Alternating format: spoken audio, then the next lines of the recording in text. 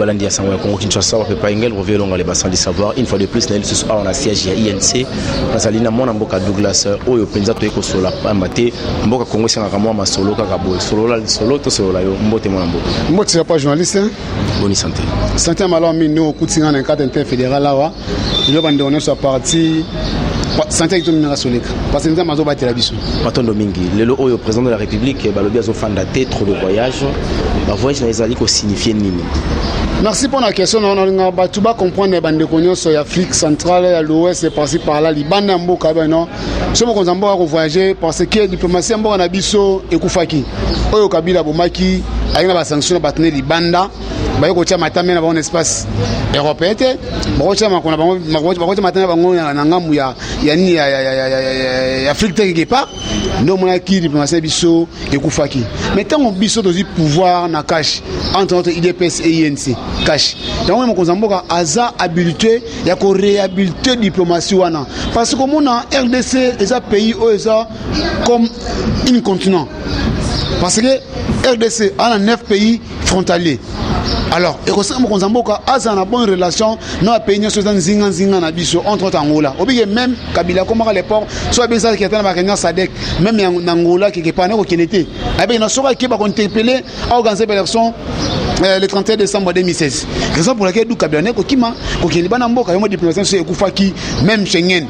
Bakanka yango même ba sanction ya FMI. On va so ba mbongo to mbongo ya Banque mondiale, nous Kozamboka là aussi pouvoir naé à renouveler diplomatie wana ce gouvernement bimi pour la difficulté makase il faut avoir bon terme na ba ndeko na biso nyonso bana mboka Angola, Afrique du Sud, Zambie, tous ces mondes là il faut avoir un bon terme, une bonne coalition na carte diplomatie parce que cette diplomatie ça té moi kotambola té. Les années passées, on était bloqué parce que Kabila manque diplomatie nyonso. Au moins on a X abimali bana mbokate, yemoko atama la raté, ané kolobate, mais moi kotam molandine. Donc on est fâché à ce pouvoir. Il faut ça diplomatie, bah voyager et qu'on fout abisso alors on peut comprendre aussi. Ce gouvernement bimi nenga tamol atam souté, il y aura un ministre au représenter. Il y aura même na kata Sénat et puis sur la carte Assemblée nationale, il y aura même président de l'Assemblée nationale qui est représenté. Donc, diplomatie de ça, il y a qui tourne mini peuple congolais à cette transition. Il y a lobby à sali 100 voyages, il y a 1000 voyages. Et ça pour intérêt à peuple congolais. Tous les latiers, tous souffrir mini mais diplomatie qu'on fout à biso bientôt là sauve mais bimi mon zamboka abi olo wa zaiko sala. Matondo mingi mon amboka. Lelo oyo mon amboka battu le kogo chassé de l'FCC. Nous tangi communiquer zali mon amboka lycée Jean Boussa. Nous tangi yango mais likamona ko tous les alliés étaient de par naie les alliés fait ya INC kolongwa na INC na FCC zali fait pour na bino INC pambate boluka e utakala aya ko sangana bino pour me ko récupérer majorité. To pe zali pasi ko mona ne ba boaki libanda. Non, il faut veloir Liboson de Kolanga, majorité ezali peuple congolais. Président de la République Chilombo Félix a la majorité absolue aux alliés peuple congolais, aux alliés Simanae. Ils ont ni DPS, ils ont ni INC, ils ont ni FCC, ils ont ni la Moukate. Ils ont des peuples qui ont voté, peuple qui a payé un pifo, peuple qui a payé un pouvoir. Et on m'a posé la République. Il y a une majorité absolue. Même si Namwana, Balibasa la Bouzo, mais peuple qui a payé ce pouvoir, il y a un côté de Maliboso, il y a Banguna, il y a président Abisso. Donc, Kolongandonaso Barati, qui s'assume, mais ça, Oyo, yé animé qu'on a posé ensemble, président à Sénat, le col a pas poniété, va passer auto-saison à Katia, non FCC. Ah, ça s'y met en gros.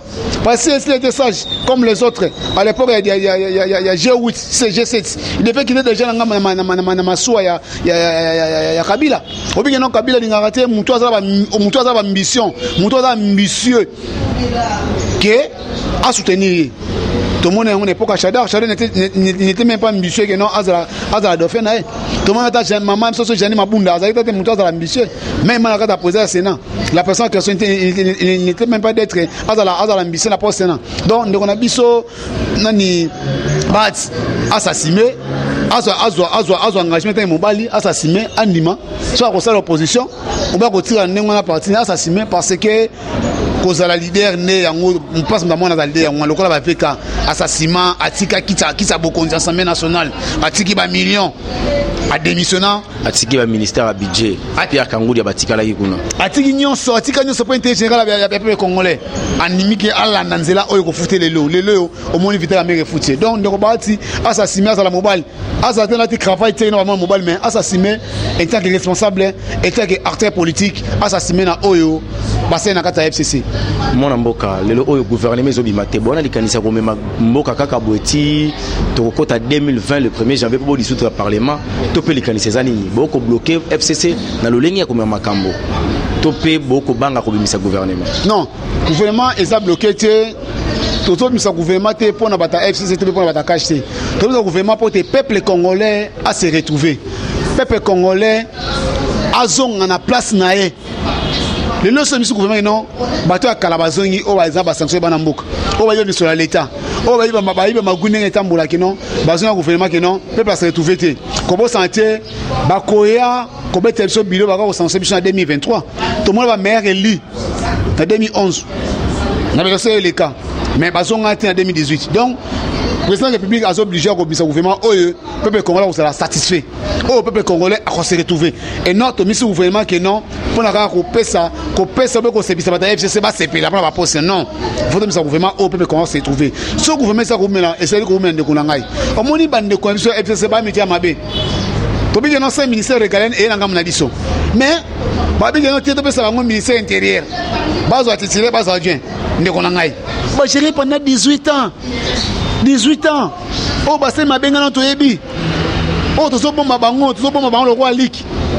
Oh, to rosa ma bembo to limisi bango Jésus alimisa ba ina so ba masum ke to limisi bango facha limisi bango. Basa na ministère intérieur ou la police bango basa bazo yango et puis bana vice. Et kosi matin et puis le ba kesu ko cha ba komba batu oyo mokonza mo ko boya. Ba komba ta ma be bato ma be. Oh, basa na bongo na makila basa gouvernement fachi. Ne mokonza habité. Il faut revoir ma liste de bango ezanga makash ezanga ma FCC ndé bazuba comment les ont acquis to kozela bientôt là ceux qui va revoir ma liste wana nyonso mokonza mboka ako publier gouvernement oya ko bimisa et ça pour ko sepisa ba politicien c'est pour des peuples congolais à ce pays là 2023 sur ces élections ba pesa sous mandat mususu ba pesa fati mandat ba pesa feka mandat o ça directeur cabinet ya chef de l'état matono mingi motuna ya suka yelinga ezali ete tout le monde qui est dans l'Assemblée nationale autrefois ba pesa ki bino responsabilité boza ki premier vice-président de l'Assemblée nationale moi Mboka Jean-Marc Kabung oyo azali ko représenter cash na niveau de l'Assemblée nationale maintenant na Sénat bo bonga. Merci pour notre Neko. Et c'est le retour de la c'était sur la radio, même le Konabisobe, certains gens sont même en Bekaloba qui est au coin qui non, na kata coalition Nabiso, nous sommes obligés na kata bureau, il y a Sénat, il faut tous un poste. Et puis c'est pas n'importe quel poste, il faut un poste, moi mon n'est pas dans la kata coalition. FCC, basi primature, basi Assemblée nationale, basi Sénat. Mais na kata bureau à Sénat, il faut un poste à mon nez. Oh, biso cash to recevez le quoi. Non, selon yo. Nako ba poste on a ko baté. Ba poste be nakata bureau ya Sénat, mais la poste va munene au peuple congolais au cash à recevoir na yango. Donc, tous une obligation ko zamboka il faut liste na kati ya Sénat. Il faut ba tia mutu oya ko za vigilant, mutu oya ko za le kenge na kata bureau wana. Parce que bureau to ba to za kata bureau to bango bien malam ko lekanga na bango bien ko lekayo. Donc, il faut que to tia ba biso na kata bureau et to ko zanga te. Parce que la coalition faut attention à kata bureau wana to ko zanga te. Ce qui saliete bandimi ko pesa cash attaque Esther adjoint na bureau wana pour le comité directeur et bureau définitif ya Sénat.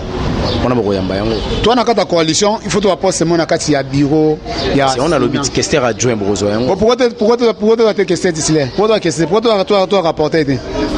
Pourquoi toi vice-président ya Sénat? Vice-président Sénéza Jeveriste Bochab ndenge mama bongisi makambo na bango. Non, on les a bango bongisi na butu mais episode bongisi bien ngote. Bien ngote. Donc nous sommes obligés aux na kati ya bureau wana. Ezala ba bongisi eza bango mettre au côté to soit il faut to soit na bango non. To za na poste na kati ya bureau wana. To poste na kati ya bureau wana. Touro ceux qui poste ko pesa ma c'est que INT moto rezoa yango. To pe ko pesa sur IDPS ndenge bomesana ko pesa. Non. Et là on pesa ezala IDPS INC ezaka kashi kaka. Biso wa to za de mener faut ne kashi azwa kota wana. Côté makole makote c'était makote et makota na compte ya cash. Eux comme pas sans soit IDPS soit INC. Soit ça peut aller na biso bien IDPS soit INC ma bezat. Mais comme ça ya comme ya cash ne bazaki poste na kati ya Sénat na kati ya bureau ya définitif ya Sénat donc na kosema kati peso apesi moko INC ezape vérité to comme na biso na suka le baso ki zalini par rapport ya émission lelo le baso ezaki na bande na biso to la calme to mo ki non de kona biso madidi ba projecter réunion ba assemblée générale 20 juillet et ko sama Lubumbashi mais bi yo za la fiasco parce que y a pas une opposition dans ces pays bon ko senga déjà baso la mokonza mboka donc kokuta na bango na kati ya mboka ou bien na kati ya Lubumbashi c'est une simple distraction oyo la mboka ba ko sape congolais ala na bango te côté ba ko senga dialogue côté ba ko misa ba na balabala côté ba ko luka ba poste côté ba to soigner ne wona ngai donc peuple congolais azala calme bientôt là to vraiment siga d'ici fin juillet to vraiment siga au peuple congolais a décidé au peuple congolais ko pesa que mandat 2023 ba voter sur mokonza mboka Félix Antoine Tshilombo on a bien ba jour pakebo matondo mingi mwana mboka natono batondi mingi voilà to komi na suka ya émission na biso ezalaki wana mwana mboka Douglas azaki penza tango na ye ya kopesa biso na kati ya liboso ya kamera koya na betando eke epai na bino pona kopesa bino penza mwa makanisi na ye par rapport ya mboka na biso Congo soki bosepelaki na émission topesi mingi nzambe merci je dis un grand merci na maman Chantal Ayao salaka ndenge tolobaki pamba te maloba wana nde bomoi maman ya Bianca maman na Rebecca boza bambote belé en direct des États-Unis bisika se bizami bino motema papa Ozé Mayuma pourquoi pas na pesa Naomi te la Marlène Aigle jaune on est bien rapide nzete ya bolingo la femme qui a sauté l'infidélité et l'égoïsme en un seul jour maman ya bana ngai mère ba indira gandina ba Chiberger Queen ba bonne guérison na bino pamba te bino penza soki bobeli ndakupela laka ngana bino tomonani à la prochaine bye bye.